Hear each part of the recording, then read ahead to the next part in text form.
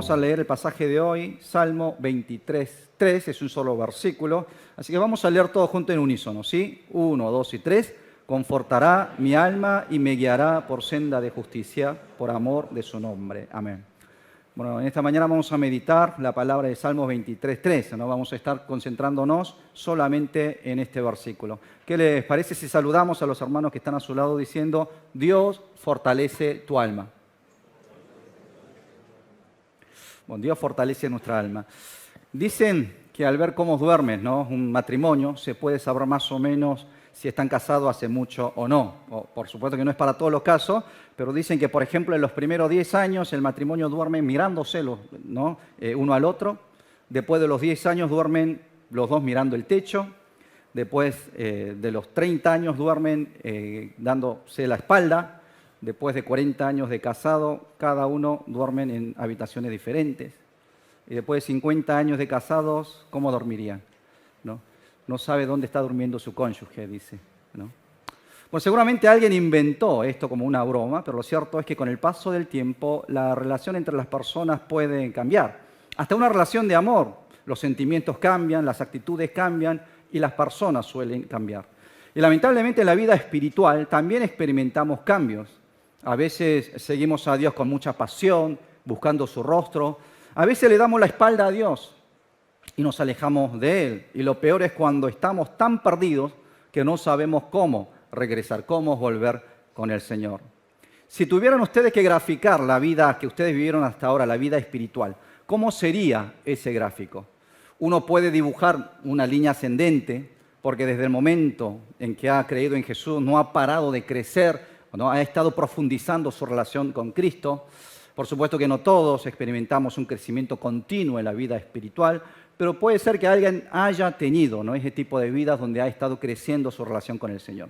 Y otros pueden dibujar una línea más ondulante, y yo creo que la mayoría de nosotros, ¿no es cierto?, vivimos de esta manera, con muchos altibajos espirituales, en donde sentimos que a veces estamos re bien con el Señor, que estamos creciendo, pero que al otro día experimentamos, ¿no?, como una especie de bajón espiritual. Sentimos que estamos decreciendo, ¿no? Una depresión espiritual. Y el tercer caso, que creo que es el peor, es cuando uno tiene un fuerte encuentro con el Señor, ¿no? Hay un impacto en cuanto a la vida espiritual y después experimenta una línea descendente continua, ¿no? Que cada vez más como que se aleja de Dios y no regresa y no sabe cómo volver con Dios, ¿no? Sigue como experimentando ese descenso en su vida espiritual.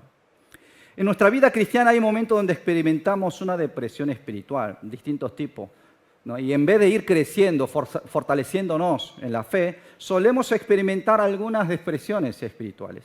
Y cuando a nivel espiritual estamos mal, ¿no?, el servicio, el ministerio también llegan a ser una carga, ¿no? Estamos sirviendo, pero ya no sentimos gozo, ya no producen gozo, sino cansancio y fatiga. Hasta uno siente ganas de dejar todo, ¿no?, hasta desaparecerse de la iglesia. La palabra ya no tiene llegada, la alabanza ya no produce alegría, el culto se vuelve aburrido, el mundo de pronto nos atrae más todavía. Todos en algún momento podemos experimentar este tipo de depresión espiritual. De hecho, seguramente ustedes tienen esta experiencia. Aún David, un gran hombre de Dios, un gran hombre de fe, autor de numerosos salmos, también él atravesó momentos de profunda depresión espiritual. Por eso en Salmos 13, versículos 1 y 2, por ejemplo, vemos el clamor que hace él. Y dice, ¿hasta cuándo, Señor, me olvidarás para siempre? ¿Hasta cuándo esconderás tu rostro de mí? ¿Hasta cuándo tendré conflicto en mi alma y todo el día angustia en mi corazón? ¿Hasta cuándo será enaltecido mi enemigo sobre mí? No sabemos cuál es el contexto de este salmo, pero lo que sí podemos ver es de que David no estaba sintiendo esta depresión espiritual, como que él sentía que Dios se había olvidado de él, ¿no? Hay un profundo dolor, hay una profunda tristeza en su corazón. Muchos de los salmos de David contienen alabanzas, agradecimientos, exaltación, ¿no?, del nombre de Dios. Pero también hay salmos escritos con lágrimas, con tristeza, con corazones quebrantados. Salmos escritos en momentos de depresión espiritual. El versículo 3 de hoy, cuando David escribe este versículo, justamente él está recordando uno de esos momentos depresivos que él había pasado, había atravesado, y de cómo Dios lo había ayudado a salir de esa depresión. Por eso dice, confortará mi alma y me guiará por senda de justicia por amor de su nombre.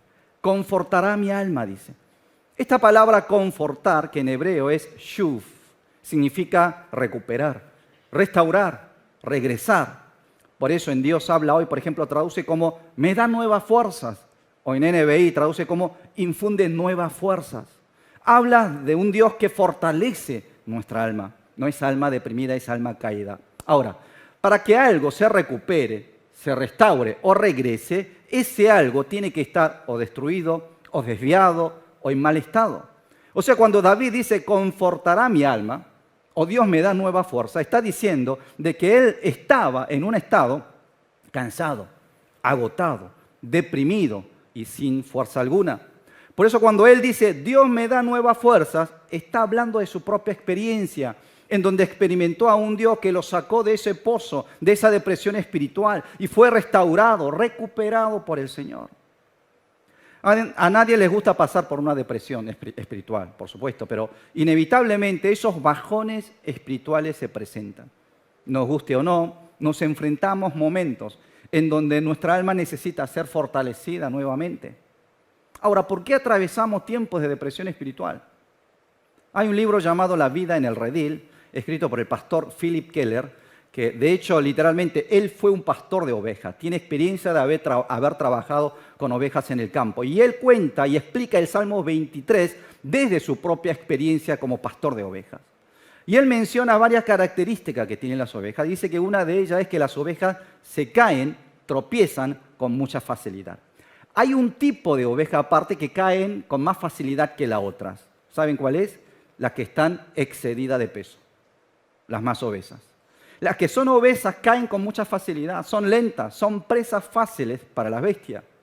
Y después de caer, si no hay un pastor que lo ayude a levantar, por sí sola tampoco puede levantarse por el peso que tiene. Ahora, las ovejas se exceden de peso, no siempre porque se hayan engordado, sino porque su pelaje, su lana, ha crecido tanto que no puede controlar su propio cuerpo.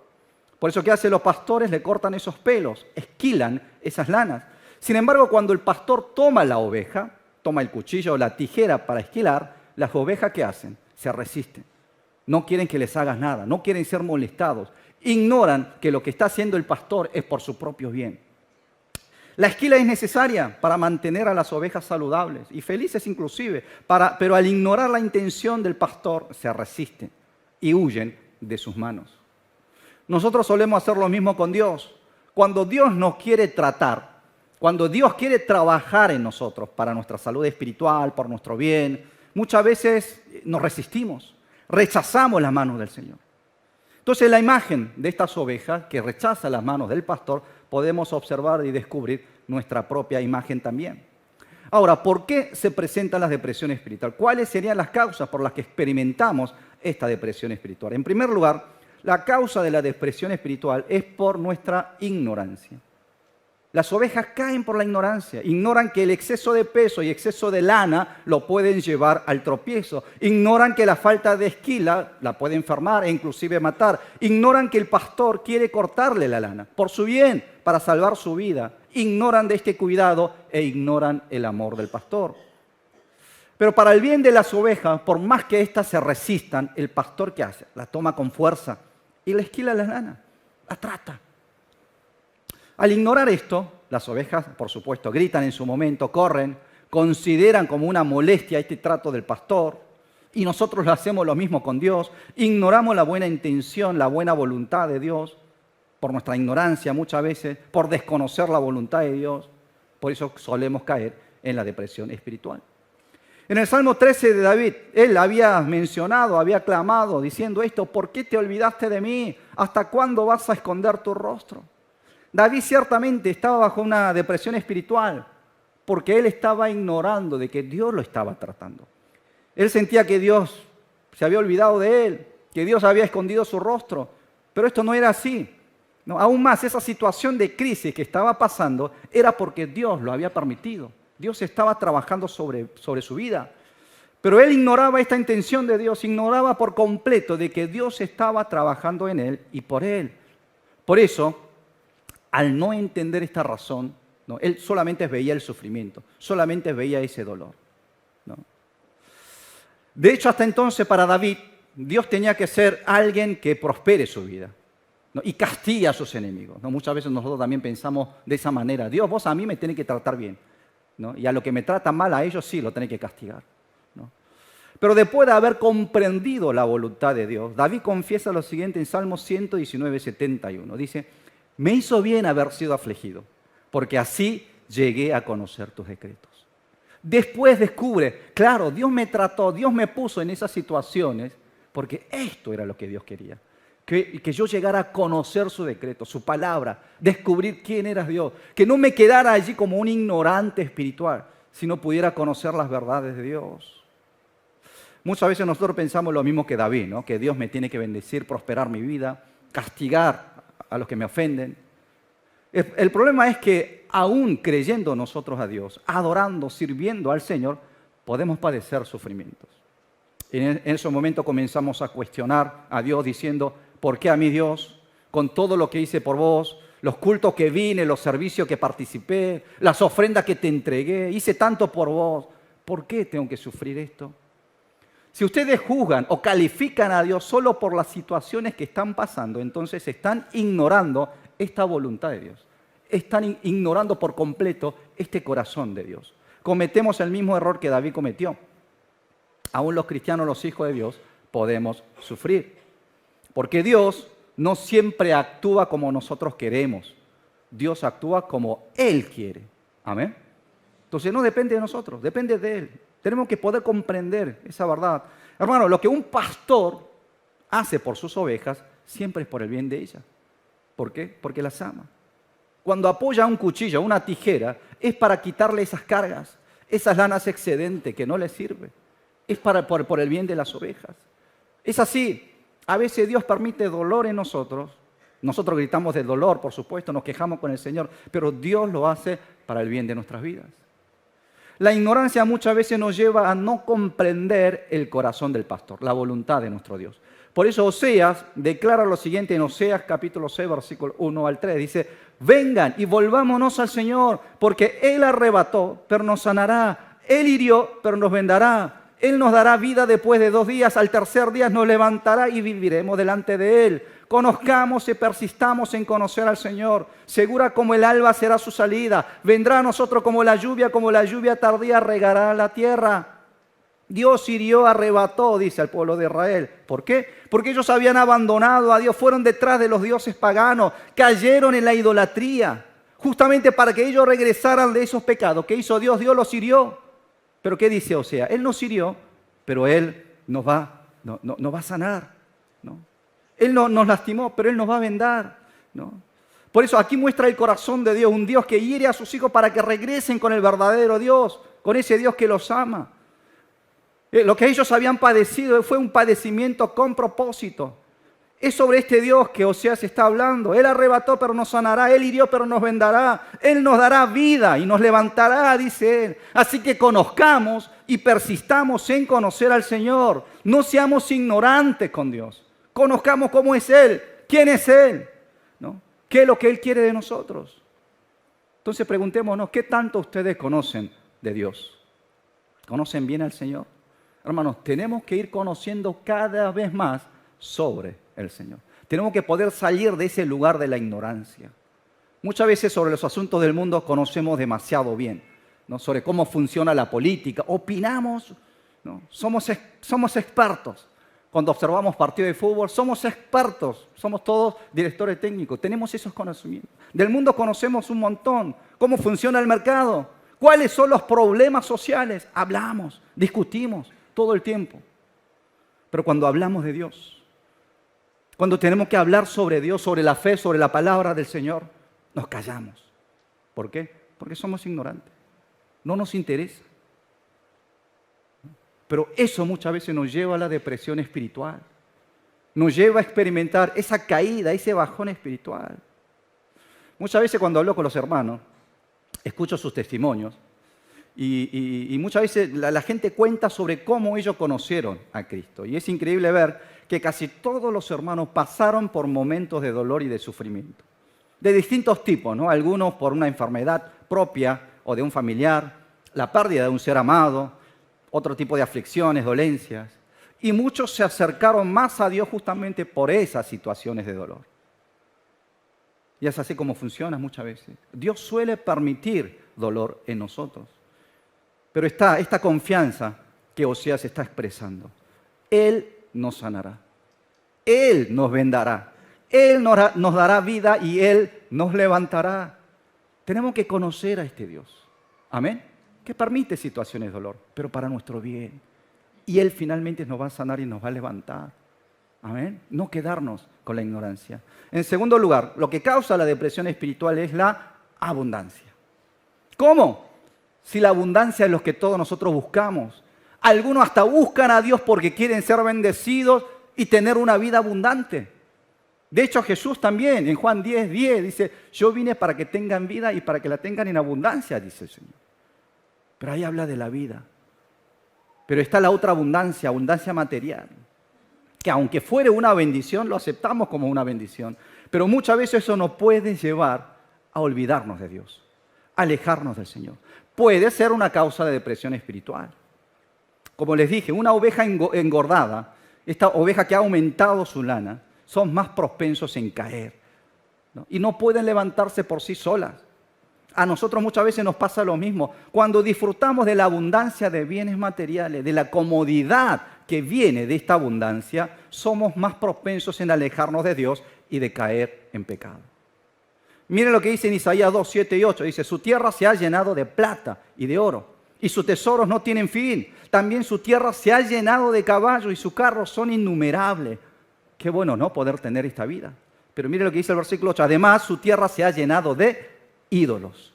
Adoran la obra de sus manos, ¿no? Lo que sus dedos han hecho, dice aquí la palabra. Al observar este pasaje me di cuenta de que la realidad de hoy es así. La realidad de hoy se ve de esta manera, ¿no? Y lo increíble es que la abundancia de la riqueza siempre van de la mano con la idolatría. Es como que la riqueza y la idolatría estuviesen juntos, casados. Son dos elementos inseparables. ¿Por qué? Porque esta es la naturaleza que tiene la riqueza. Lleva al hombre a la idolatría, convierte al hombre en un idólatra, ¿no? Así como Jesús nos advirtió también en Mateo 6:24, nadie puede servir a dos señores, porque aborrecerá al uno y amará al otro, o se dedicará al uno y menospreciará al otro. No pueden servir a Dios y a las riquezas. No pueden servir a Dios y a la riqueza, no podemos. Dios dijo que nosotros no podemos. Pero ¿cuántas veces intentamos hacer esto? Lo que Dios declara como algo imposible para nosotros, pero ese es el tipo de vida que nosotros estamos buscando. Ahora, la riqueza tiene esta cualidad, que siempre quiere ocupar el lugar de Dios en la vida del hombre. Dios quiere ser amado por nosotros, amén. Pero ¿saben que la riqueza también? Dios quiere ser servido. De hecho, servimos a Dios. Pero ¿saben que la riqueza también? ¿Qué quiere decir esto? Que si nos descuidamos, la riqueza va a terminar ocupando el lugar de Dios en nuestra vida. Va a terminar desplazando a Dios de ese lugar donde Dios tiene que estar. ¿Qué recibieron ustedes de sus padres? ¿Riqueza o fe? ¿O las dos cosas? ¿No? O quizás ninguna de las dos cosas. Llegaron aquí por su propia cuenta. ¿Qué quieren dejarle a sus hijos como herencia? ¿Riquezas o fe? Las dos cosas. Y si tuvieran que elegir una de ellas, ¿qué elegirían? ¿La riqueza o la fe? A veces veo a nuestros hijos que muchos crecen sin conocer lo que es la necesidad, y a veces eso me preocupa. Después de un campamento, de un retiro espiritual en la quinta, muchas veces podemos observar que van dejando cosas, ¿no? Objetos perdidos, ropas, zapatillas, camperas, hasta Biblias nuevas. Y aunque anunciamos como objetos dejados, perdidos, para que lo vayan a buscar, no reclaman, no vienen a buscar. ¿Por qué? Total, mis papás me pueden comprar otra nueva, de primeras marcas. Ellos no tienen necesidad, no saben valorar las cosas que tienen, ¿no? Y si no son de primeras marcas, tampoco lo quieren. Hermanos, recuerden, la riqueza puede enfermar el espíritu de nuestros hijos, porque no aprenden el valor de las cosas pequeñas, no aprenden el valor de las cosas que reciben, no saben agradecer a Dios por lo que tienen. Y los chicos no pueden ser educados de esta manera, ¿no? Hay un filósofo francés llamado Jean-Jacques Rousseau que dijo lo siguiente: si me preguntaran si enseñaría a los niños ricos o niños pobres, Diría sin dudarlo a los niños ricos, porque los niños pobres tienen mucho de qué aprender de la pobreza. ¿No?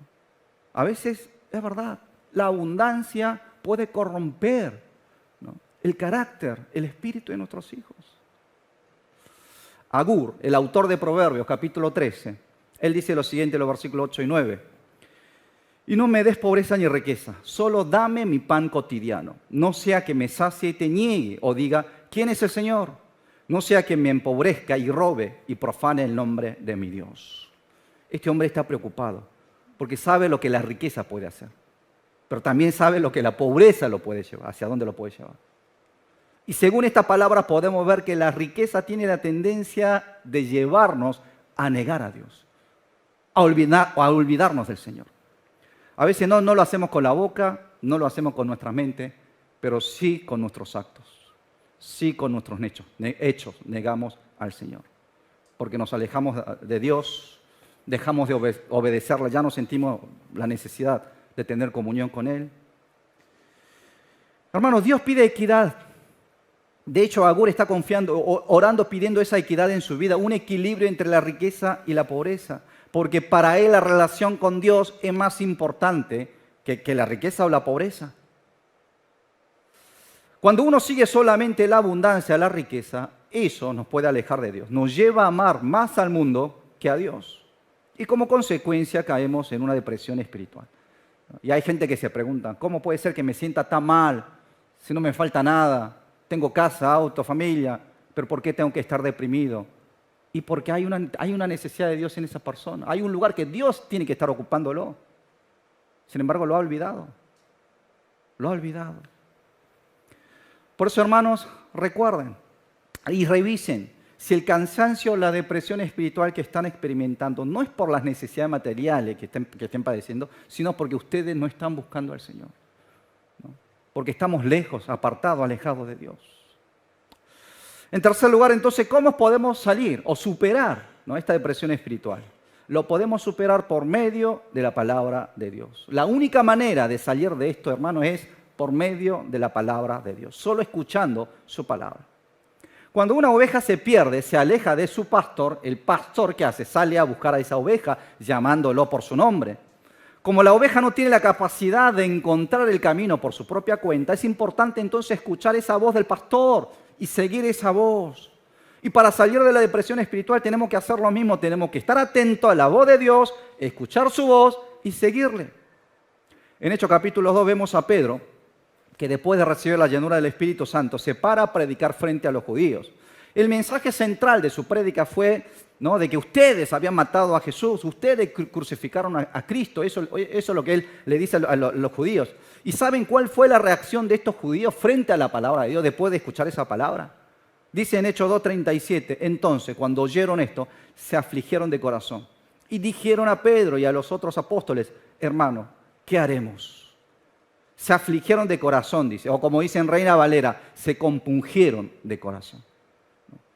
Sintieron como que algo los estaba pinchando, como algo les molestaba.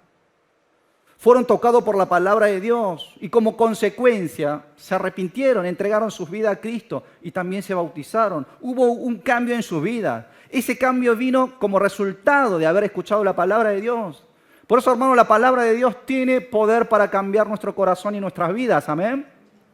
Dice en Hebreos 4:12, porque la palabra de Dios es viva y eficaz, más penetrante que toda espada de dos filos, penetra hasta partir el alma en el espíritu, las coyunturas y los tuétanos, y discierne los pensamientos y las intenciones del corazón. Entonces la palabra de Dios es como un bisturí que opera nuestra alma, muestra nuestra realidad, nos trata, nos opera y nos cura. La única manera de experimentar una restauración espiritual es por eso, por medio de la palabra de Dios. Es escuchando la voz de nuestro pastor. Es escuchando la voz de Cristo.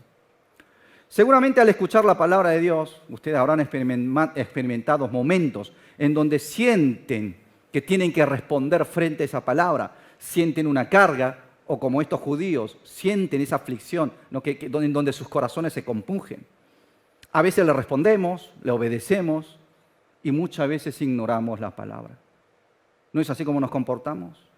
Hermanos, ignorando la palabra de Dios no podemos recibir las nuevas fuerzas que Dios nos quiere entregar, ¿no?